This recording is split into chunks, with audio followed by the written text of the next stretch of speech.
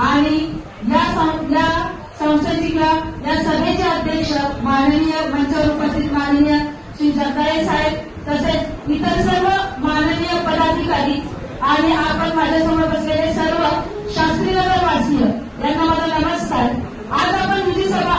उपस्थितांसाठी जी सभा इथे आयोजित केलेली आहे तर सर्वांना माहितीच आहे की या सभेचा उद्दिष्ट काय। ही जी सभा आहे तर मला माहिती की बऱ्याच महिला उपस्थित आहेत तर या महिलांचं प्रत्येक महिलेचं एक स्वप्न असतं की आपलं एक घर असावं, पण घर कसं असावं तर अतिशय सुंदर दर्जेदार आणि सर्व सोयीने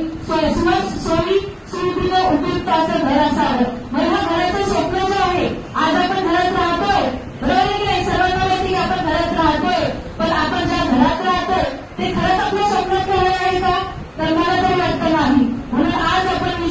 जी सभा आहे ही माननीय जगदाळे साहेब यांच्या अध्यक्षतेखाली आणि त्यांनी आपलं जे स्वप्न आहे ते साकार करण्यासाठी जे उद्दिष्ट बाळगलं आहे आपल्या पाठीमागे खंबीरपणे उभे राहिलेले आहे तर त्यासाठी माझं एवढंच म्हणणं आहे की सर्व शास्त्रीनगर महिला ज्या आहेत पुरुष वर्ग त्याच्यामध्ये सहभागी असतात, पण महिलांनी या स्वप्नामध्ये कारण स्वप्न आपल्याला साकार करायचंय, घर आपल्याला मिळवायचं आहे, म्हणून ज्या ज्या वेळेला आपल्याला हे फेडरेशन हाक मारेल आणि त्या